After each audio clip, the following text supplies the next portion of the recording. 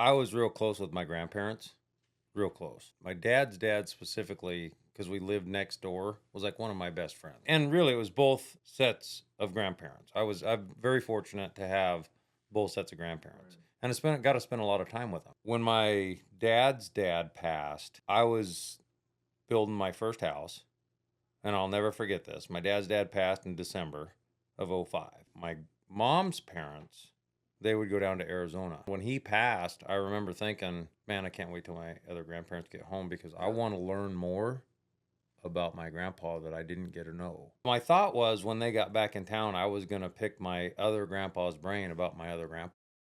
I wanted to know. I wanted to know anything else I could know. He died in June. Oh, geez. I never got to see him. I didn't get to see my other grandpa.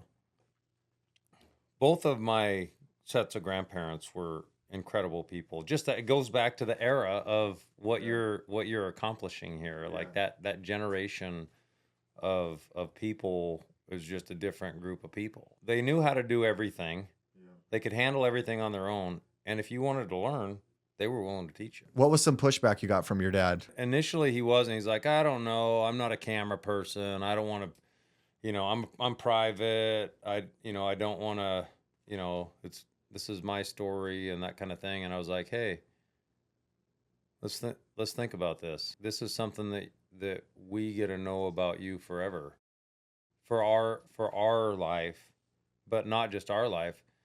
My niece lives with my dad. When I was talking to him, I was like, this is something that your grandson or your great grandson is going to have.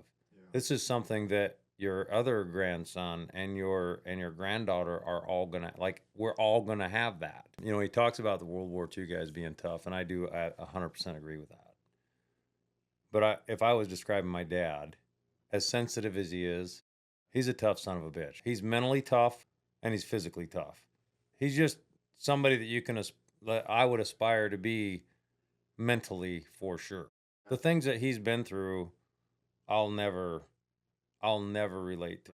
I'll never get to relate to. I'll never get to understand it. Going back to why something like this is, to me, so important. There will be a day that I know I'll get to reflect back on that. You know what I mean? How did you guys watch the interview? So we're on the way home, and I'm like, hey, we should call my dad and have him come watch it with us.